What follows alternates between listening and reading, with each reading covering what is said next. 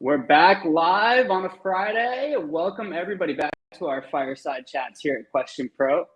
We're doing another kind of sweet weekly session here this summer and bringing in the AI topic once again to really dive in on where AI is kind of helping in market research. We're going to be talking about the next generation of research, about emotional analysis, sentiment analysis, and I've got a great guest with me here today, Sumair Sayani, who was the founder and CEO of PathosAI, which is actually recently acquired by QuestionPro back in June.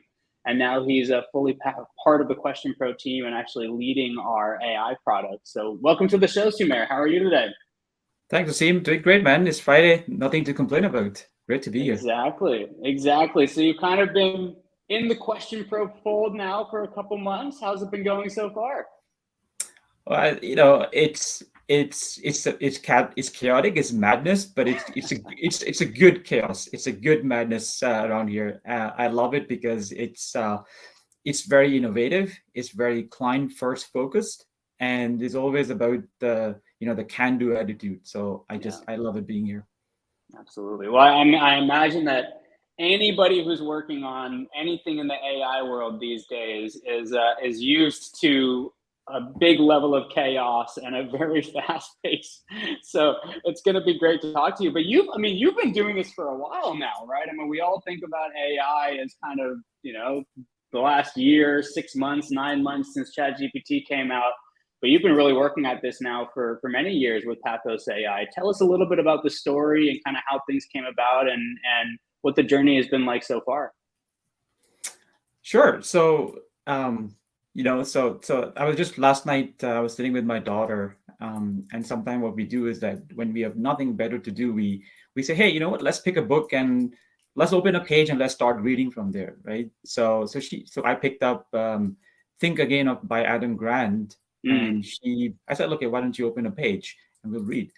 And she happened to open a page, which was so amazing because I thought, well, that's so relevant. I should talk about it today in the call because in this chat. So what he said was that, we go through the 3 stages or phases of career progression, right? So the first phase is, well, you think that I'm not really that important because I'm just starting out. I'm really a small piece of the pie. Then to the next stage is you think, oh, you're very important to the organization, right? And the third stage is, which is where he believes, or the third phase, which is what Adam says is where the happiness lies, really true happiness lies for you and as an individual, as a professional, is when you say that you're part of something important, right? When you're doing what you think is going to benefit more than you, right? And that's really where you start enjoying your career, and that's where you start to learn a lot more. So I feel that, that's been my career progression, which led me to QuestionPro, and I think I'm here because of all those, amazing stages that I went through in my life. Obviously, I spent 17 years with a company called Nielsen, which does research for its bread and butter. And there's always this hunger for what's next. So if you ask the folks back at Nielsen who work with me, I would always be the one who think, okay, you know what? How can we make it better, right? What can we do different? What is the next gen thinking right here that we can bring to the table for our clients and our clients' clients, right? Because eventually, whatever we do has to benefit eventually the customers, or it has to be mutually beneficial. So I feel that this curious attitude, or this constant trying to find something new, something better, something different, the next way of thinking about it, kind of led me to QuestionPro. And QuestionPro is like there's a saying back home where I come from. It's like hummingbird will always find its sugar, right? So I think I've found my sugar in a lot of different ways at QuestionPro.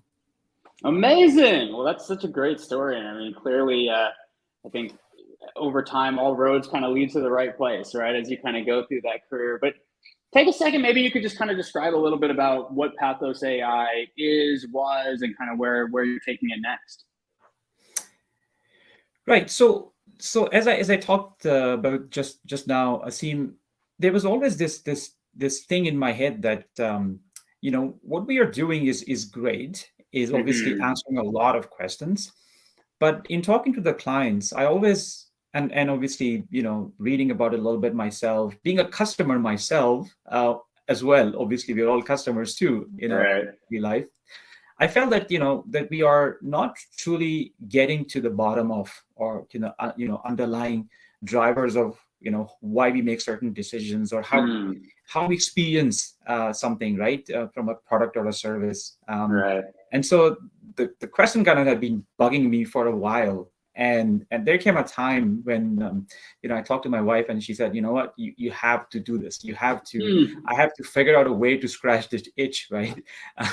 And I mean, I didn't know at that time what that meant, but I knew that there was something more, right?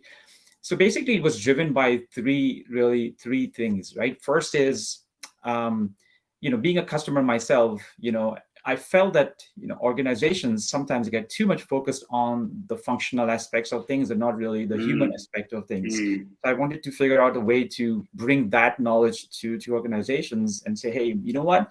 You have to treat your customers first and foremost as humans, because they have human needs and they come with lots of different expectations with their background, what's going through in their lives, and you need to understand that somehow, and do it as quickly as possible to make sure that you take care of that. And in doing so, obviously, you're going to benefit. The second thing was, the conversation that I was having, with lots of different organizations. They were saying that there is a lot of new data that is coming up, mm, and we do not know what to do with it, right? And how mm, how to use it. And the third thing, really, the where I saw this was going, and this is where the next gen research thinking kind of came for a little bit of help. I felt that there is going to be a shift in between how much weight are we going to give eventually in the future to asking versus listening, right? So back in the day when I started, a lot of focus was on asking, very little focus on mm, listening. And I felt mhm. that that's probably going to shift, in the years to come, where the people are going to, clients are going to focus more and more on actually listening to their customers, in their different ways and form, which basically means looking at unstructured text data or Mm, voice data or body movements and things like that, right? So that's really where it prompted the idea for Pathos, and it kind of shaped up what it turned out to be, focusing on human emotions, emotional engagement, the drivers, what are the cues that customers are giving mhm. about what they're likely going to do, as they're going to be their future decisions. And very importantly, which is where I felt that we were, um, we could do better as an industry, is to bring it into a context framework, right? Right. So because everything happens within a certain context, so bring that knowledge and that learning quickly, by measuring these unstructured data cues, Mm. and kind of driving towards actionability. That's what Pathos AI was. Ah, very interesting. It's funny. I was just having a conversation with somebody at the research club party last night, and we were kind of talking about a similar kind of concept where this company is kind of bringing out a hair straightener, right? A kind of a beauty product to the market, and they're like, "Why aren't people buying our product? It's the one that actually gets the hottest, right? At the end of the day." And it's like, well, you've missed the emotional piece, right? That actually everybody wants to go buy this one because it makes them look cool in front of their friends and they like the way it looks and there's an emotional connection there, right? And I think, so often we get caught up in features, benefits, 5-point scale, did you like this thing? Did it effectively straighten your hair? Strongly agree, strongly disagree, and that's your measure when you're not really kind of measuring the emotional aspect, the emotional connection. What's it making you feel like? Which is really where brands end up making their profit and end up winning a market, right? It really comes down to the emotional connection at the end of the day. So how does it kind of work in terms of how can emotional intelligence and AI kind of inform the research? Where are you collecting this unstructured data? Tell us a little bit more about how researchers out there on the show can think about using this. So I'll give you an example. Not one of my clients, but I'll come to that as well. I can't name names because I didn't allow that. But let me give you an example that was well known. So this is something that a colleague of mine. So I was talking to a group of folks, who I'm now going to be working with, called like as an expert panel on thinking about next gen research and what's Mm-hmm. next, and what are the big trends that are going to shape. So I'm going to be putting something out along those lines very quickly as well. But he reminded me of this use case back in the day with Snickers bar, where they actually linked their pricing and promotion in stores to the mood of the internet, right? The emotions of the internet, because they have figured out that when people are angry, one of the reasons why they're angry is because they're potentially, they are irritated, is because they're hungry. Mm. And they actually, there was a term that they come up with. They call it hungerithm, right? So Mm. algorithm that basically looks at hunger and or anger, in that sense. And they shift. So there was a time when they were actually moving prices 150 times a day, based on the mood of the internet or the emotion of the internet. Wow. And it resulted in kind of 67% increase in their sales volumes because of Wow. being able to kind of track that and link that, right? Um, so I think this is really where I feel that there is this connection, which with the with the data that we can make to ensure that there's an ROI out there, right, that can be Mm-hmm. measured. um, I mean, our experience that I was going to talk to you about was, the one work that we did was with company that makes baby milk, right? So we Mm. looked at the data, like thousands of reviews of mothers in the U.S. predominantly, and we said, okay, what is driving their emotions about this product? Obviously, it's in Mm-hmm. itself innately is a very emotional topic, right? But what we found during the analysis was that there are clear differences between if the baby is a gender, if it's a boy Mm. or a girl, whether the Mm. first one is a boy or the first one is a girl.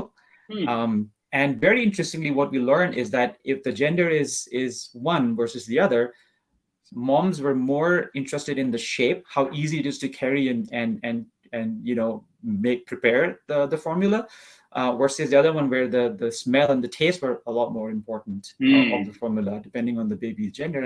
And the company was like, okay, we didn't know this, right? That is Wow. an insight that we could not have figured out through traditional means, right? So I think this is really the beauty where, and obviously this is going to feed directly into the product design, into how they design and how they market the products, based on Mm-hmm. the gender and what have you.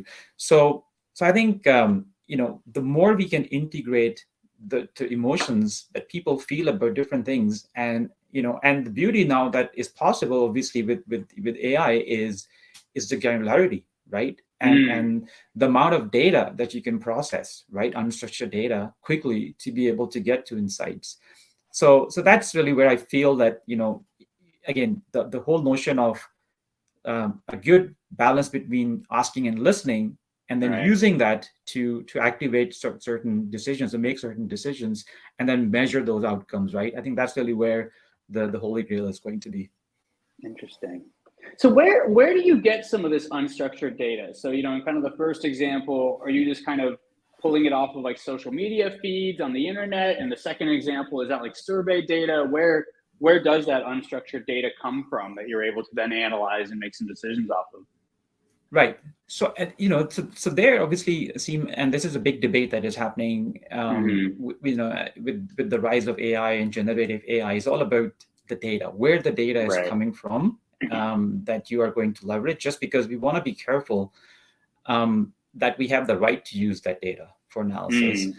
um, and also, not only to build our models, but also to deliver these insights. So typically the way we have worked so far is, and I think that's really it. There's a lot of merit in actually connecting the data that we are collecting during surveys, where we have the possibility to ask some open-ended questions, Mm-hmm. because you already have the consent, you already have the right to use that information. And so I think, and because there is that some structured information available, when you combine the unstructured with the structured, I think that's really Mm. where the true insights start to come through, right?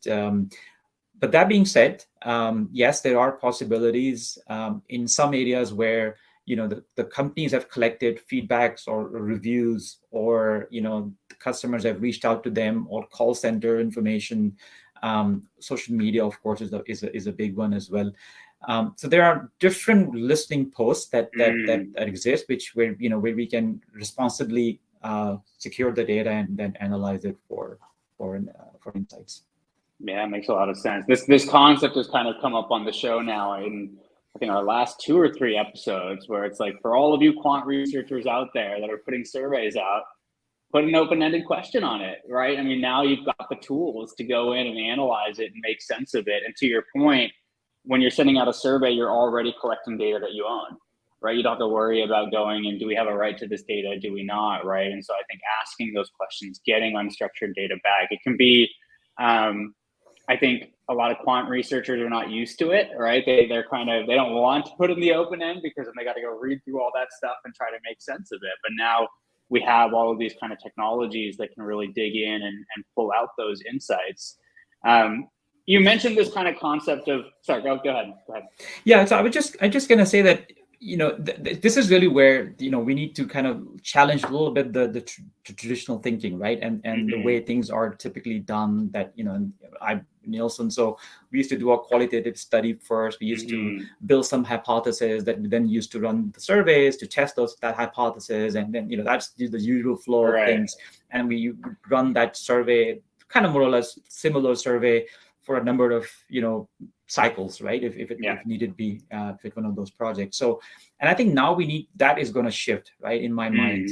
So for sure, because, there are a couple of things that are happening, right? The forces that are shifting and that are changing is that there's going to be a challenge on the market research budgets. There already are, and there will be, right?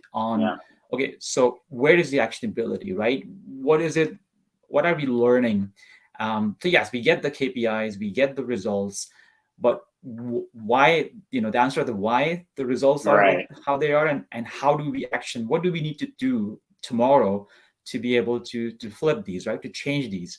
I think those are the kind of things where we need to figure out the way to, merge these practices and say, okay, what is the good right way to do it? The second thing that is happening is that there's a huge demand for speed as well now. So the people want things faster and results sooner, because we gone are the days when we used to run a project for 6 weeks or 2 months and then give the PowerPoint presentation after 2 months of research. I mean, that's not going to work, right? In the future.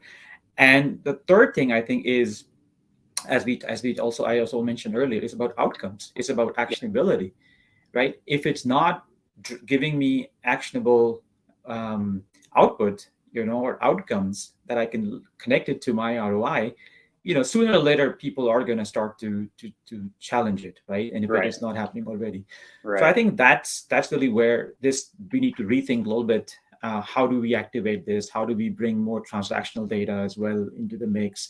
How do we connect those dots, just so that everybody benefits at the end of the day?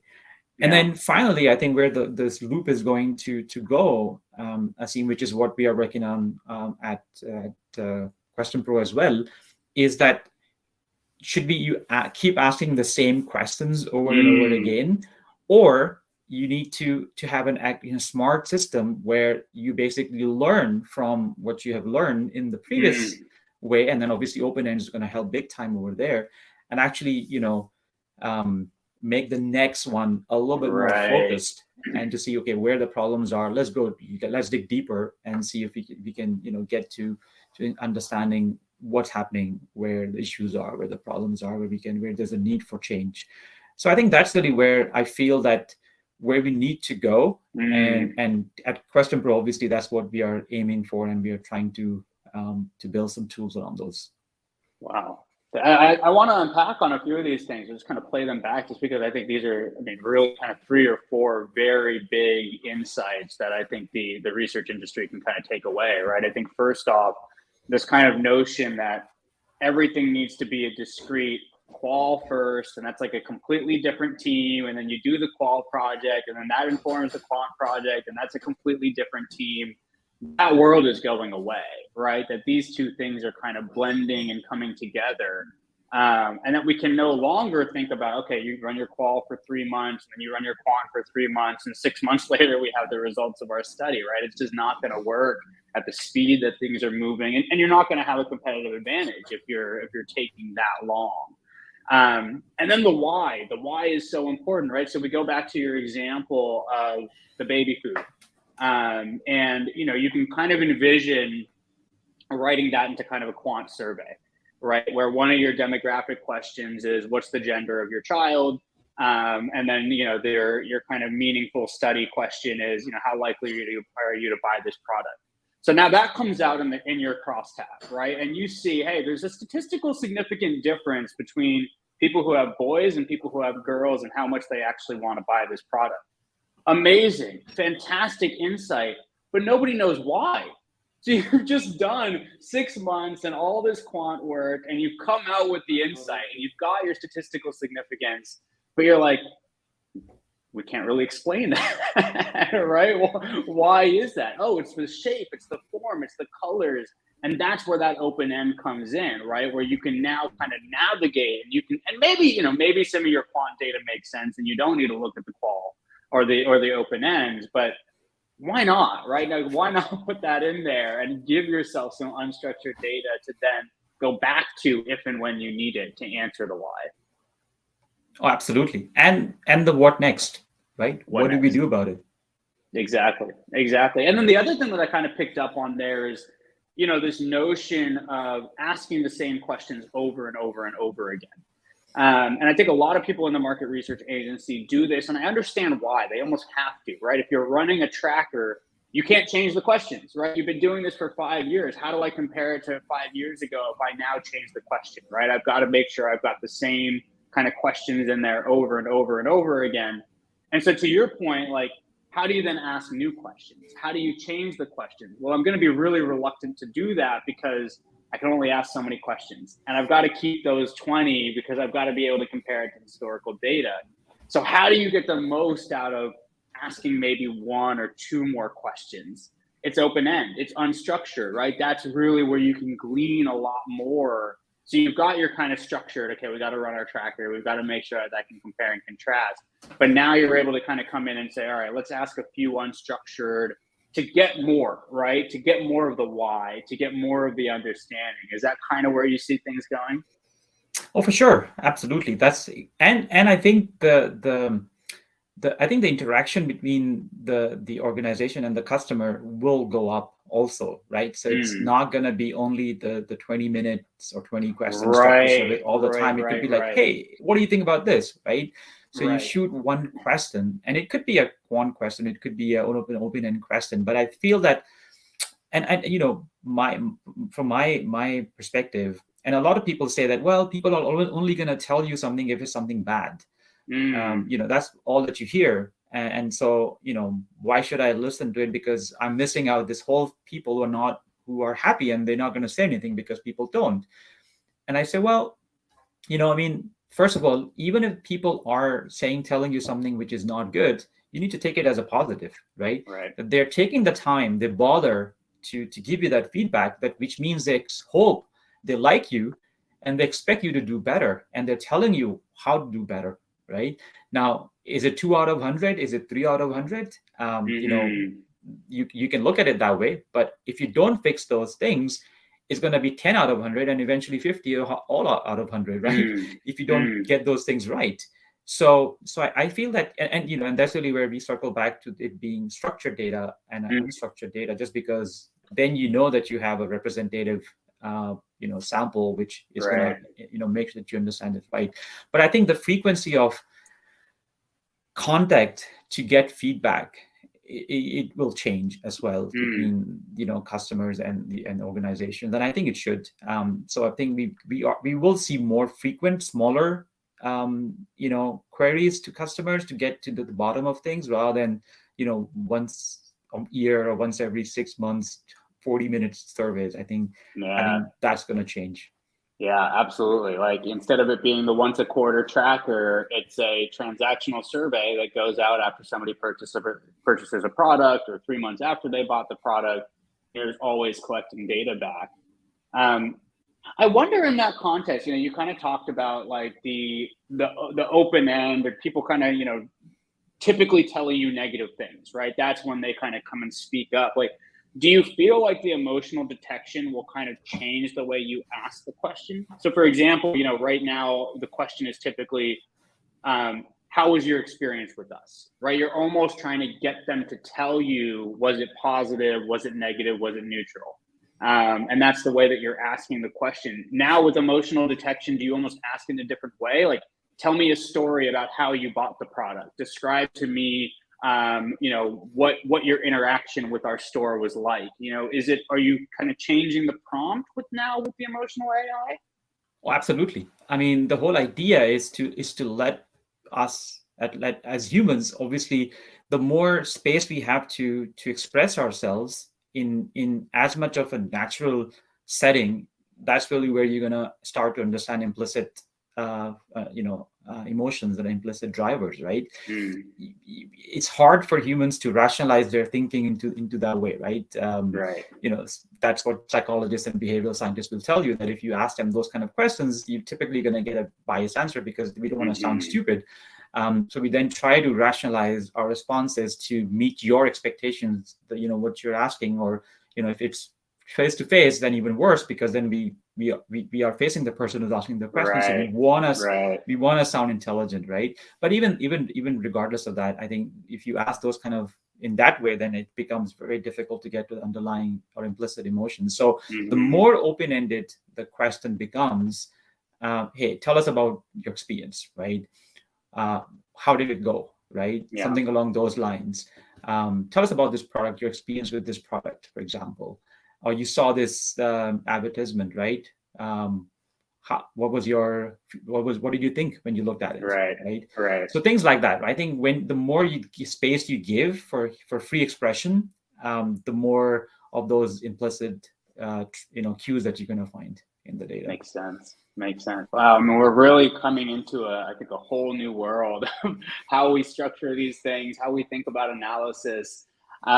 What's next, for the audience out there? What's kind of next in terms of QuestionPro? What can we expect to kind of come in QuestionPro off the back with some of these emotional AI programs? So we are launching our Discover, what we call Discover product, which is basically going to be around. So we're going to be multi-tier solution depending on the need and the maturity and the sophistication of the end user, how they can use information. So we're going to have a basic tier where we're going to have the sentiment and the topic and themes. Then we're going to have a mid tier where there's going to be a little bit more nuance, a bit more analytical, where you have correlation analysis and trend analysis and root cause analysis and all of those interesting stuff. And then obviously we have Pathos, which is we are integrating within the QP environments. If you run a survey, with QP and you want to activate PathosAI with emotion analysis, drivers and engagement and all of that good stuff, you can actually do that, right? The click of a button. So that's what we are working on launching. So we're going to be launching our first, that's a version of it towards the end of this month. And then we have series of feature activations lined up down the pipe. Amazing. Well, for everybody listening out there, I know that Sumair is going to be running some pilots and betas towards Q4, kind of early next year. And so, if you are interested, if you're doing a lot of open ends, which, judging from this conversation, you should be doing more, get that unstructured data. For those of you who have it, let us know, talk to your account manager. We're happy to kind of consider putting you into the beta. I know Sumair is looking for folks that have a lot of unstructured data to make sure that we're kind of pushing through the latest and greatest technologies. So this is super exciting, Sumair. I really appreciate you being on the show today and hanging out with us. I just think there's so many things that are changing in the world of research and it really helps to kind of push our thinking on a few of these different things, right? This idea of, qual versus quant, how long it goes, how you're asking the questions, where you're putting open ends. I think they're all really actionable lessons that people can even use today. No, absolutely. I'm excited about the future of research. We should all be. And I think QP is the best place to be right now, honestly, to bring those things to the market and those thinking and those products and tools and technology to actually do it, right? All that we talked about. So it's exciting to be here. Amazing. Well, Sumair, thanks again for joining us. To the audience out there, thank you for joining. We're going to be back next week with another great guest. We'll have Sean Soley from Zoopla on the show. He's actually the market research operations manager at Zoopla. Kind of a new title that we're seeing out there in the research world, this kind of operations manager specifically for research. So we're going to learn all about that role, how companies are thinking about research operations, and that's going to be a great conversation. So join us next week. Thanks again, Sumair, and everybody have a great weekend. Great talking to you, Yassine.